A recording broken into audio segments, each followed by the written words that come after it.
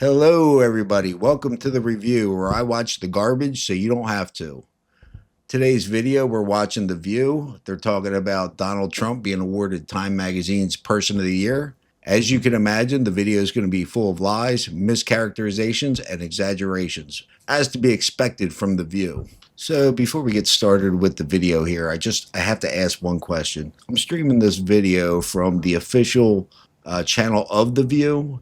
And for some reason, they upload their videos in 720p, which I'll never understand. It looks absolutely terrible. I think 720p is reserved for like crappy bank robbery videos. It's no wonder nobody watches. Who the heck wants to watch 720p? But don't worry, y'all. I'll do it for you. I'll sacrifice and I'll watch the 720p view videos just for y'all. So I hope you guys enjoy the video. Hit that like button, hit the subscribe button, and let's get on with it.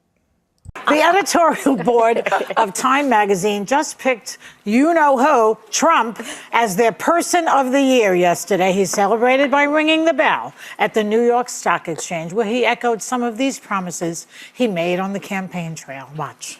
You just watch. They'll come down, and they'll come down fast, not only with insurance, with everything.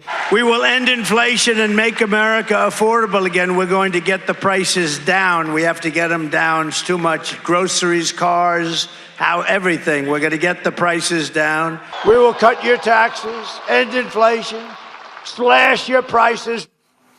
Well, he did cut taxes for multimillionaires, so that was true. Yeah. So it took a total of about a minute and a half for Joy to start her lying. As you can see here on Investopedia, this is the Tax Cuts and Jobs Act signed into law by Trump. Here are the income tax rates. The top rate fell 2.6%. The rate below that, 33%, fell only 1%.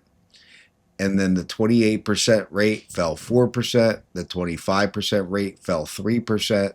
And the 15% rate fell 3%. So really the tax cut was kind of like across the board. The only ones that got a little extra was the 28% bracket. And if you look at where that bracket falls, that's kind of understandable because you don't have to make that much money to be in that bracket. I think it's around 250,000. And they hit you, over a quarter of that they take from you. So he lowered that one a little extra. But the top two rates were lower than the bottom rate. So there was more cuts for the lower income earners than there was for the millionaires. So Joy Behar, again, is absolutely lying. They've been doing it for 11 years. They've been lying about the tax cuts. Yeah, the only reason that they get away with this is because their audience believes it and then claps like a bunch of seals in the background. And it's just totally ridiculous. 11 years they've been lying about this, and their audience still doesn't know that. It's kind of sad, actually. So let's continue. Well, I would say that Trump has always been really talented in bluster and hype without always following through. His first campaign was marked by a wall he said he'd build and have Mexico pay for that never happened. Okay, so we're on the second subject brought up, and already we have the second lie. I don't know this lady's name, whatever it is. She's lying. So, yes, Trump did say Mexico would pay for the wall, but he never meant, and I don't think anybody reasonable believed Trump meant Mexico was going to send a suitcase of money or write us a check for the wall. No, he was going to make them pay for the wall through trade deals, fees, remittance money, decreasing the amount of aid we send them. There's a bunch of different ways Trump could get the money from Mexico to pay for the wall, and he did many of them. Those are the facts. But yes, Mexico did pay for a portion of the wall. I doubt they paid for all of it. They definitely paid for some of it. It's just another dirty lie from the left. That said, let's go ahead and continue with the video. In this interview, he says some things on the trans bathroom issue, which arguably that ad he ran, he wrote on that issue, and a lot of people say it bothered them and changed their minds. On the abortion pill, he's like, I'm not going to ban it. I don't care, really. On investigating political rivals, he's like, I'll leave it up to Pam Bondi. She made it about 10 seconds before she started hitting on more lies. The first lie, I believe, was the trans bathroom issues. Trump did not run on trans bathroom issues. What he did run on, as we can see by his platform right here, this is Donald Trump's actual platform, not what the media says it is. This is his actual platform, what he talked about doing while he was on the campaign trail. Number 17, keep men out of women's sports. It says nothing about bathrooms. Lie. The next item she mentioned, banning the abortion pill. He said he was leaving abortion to the states. You can go here yourself. Nowhere in here does it mention abortion because it wasn't part of his platform. He was never banning abortion. He was never banning the morning after pill. It's another complete lie. What was the last thing she said? Oh, allowing Pam Bondi to do any investigating, which is what he said the entire campaign. He said his revenge will be being successful. He always said he's not going to go after his political enemies. He said, my revenge is going to be being successful. And if you look through this, it doesn't mention going after his political enemies. It says, end the weaponization of government against the American people. That's the only thing it says. These are absolute lies perpetrated by the media. They take one little thing, a joke he tells, when he said, oh, I'm going to be a dictator on the first day.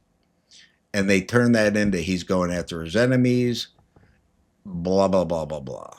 When what he was talking about is he's going to sign some executive orders to open the oil fields back up and start drilling again and close the border, that kind of stuff.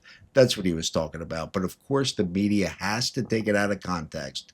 And then the wackos on The View have to repeat it. So let's continue. For people who think that he knows anything about the price of groceries is just ridiculous. Do you really think he goes to the grocery store? Do you think he knows cereal costs about $7 sometimes? Do you think he knows that eggs cost about $3.65? Do you think he knows that milk is up to like $4.14? You know what I know? Because I was just in the grocery store because my kids are coming home and they eat a lot.